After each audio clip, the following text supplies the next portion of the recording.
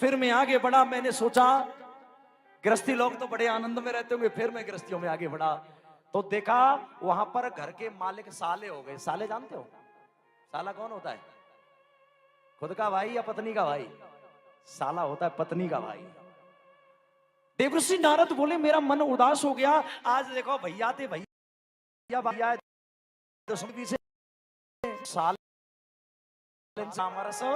साले से लेगा क्यों? हमारे ब्रज में वृंदावन में कहावत है, दीवार बिगाड़ो आरो और घर बिगाड़ो सारो।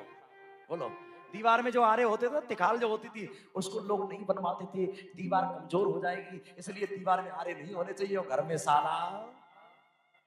बोलो जय श्री कृष्ण।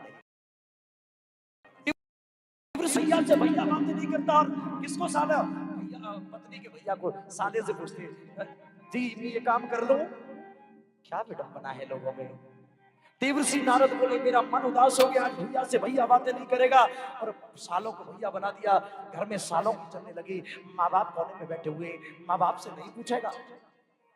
देखो एक और बात कहूं आपसे, आदमी अगर नौकरी से आवे तो पत्नी को फोन करेगा, देवी जी।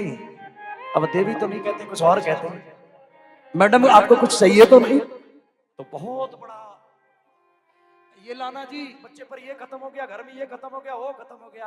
और एक निवेदन आपसे करूं प्यारे, बूढ़ी माता कोने में बैठ करके कान से कान लगा करके सुन रही है, मेरा बेटा आ रहा होगा, बहू से बातें कर रहा है, बहू से बातें कर रहा है, शायद मेरा बेटा मुझसे बात जरूर करेगा। और वो दुष्ट उस बूढ़ी माँ से बात नहीं करता। एक बात निवेदन करूं, पत्नी को फोन करेंगे तो पत्नी बहुत बड़ा घोषणा पत्र, ये लाना जी वो लाना।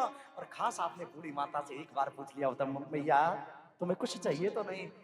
तो माता को क्या जवाब होता मालूम है? बेटा हमें कुछ नहीं चाहिए, सही सलामत तू घर आ जा, बस यही हमें चाहिए। बोलो, हमें तो यही चाहिए, यही चाहिए, हमें और कुछ नहीं चाहिए। आज माँ बाप तड़पते रहते हैं कोने में पड़े हुए। एक बात याद रखना मेरे माई बाप, पत्नी चली गई दूसरी मिल जाएगी, वो भी पत्नी होगी, लेकिन माँ बाप और जवानी जीवन में एक बार मिला करते हैं। माँ बाप और जवानी एक बार मिलती है। बूढ़ी माँ बाप कोने में तड़प रहे हैं। हमने माँ बाप को नहीं पूछा, माता जी तुम्हें कुछ चाहिए तो नहीं? पिताजी तुम्हें कुछ नहीं चाहिए। घर आ गए, पत्नी के पास चले गए, पत्नी से बातें करी और बूढ़ी मैया एक बार दरवाजे पर खड़ी होकर के देखती है, मेरा बेटा आकर के मुझसे कब बातें करेगा। देवर्षि नारद बोले मेरा मन बड़ा उदास हो गया, घर में साले मालिक बन गए, भैया से भैया बातें नहीं करता। जिस माँ ने भाई को पैदा किया, एक गर्भ से भाई पैदा हुए, आज भाई भाई आपस में बातें नहीं करते। क्यों नहीं करते? एक और निवेदन करूं आप सभी से, ये बताओ शादी से पहले भैया भैया न्यारे क्यों नहीं होते? न्यारे तो समझते होंगे, ये ब्रजभाषा है हमारी। न्यारे अलग अलग क्यों नहीं होते? क्यों नहीं होते? क्योंकि ये घरवाली नहीं है। जब इनका विवाह होकर के आती है तो एक ही बात कहती है, मैंने अपने माँ बाप छोड़ दिए, तू अपने छोड़ दे और न्यार भेजा। बोलो जय श्री कृष्ण।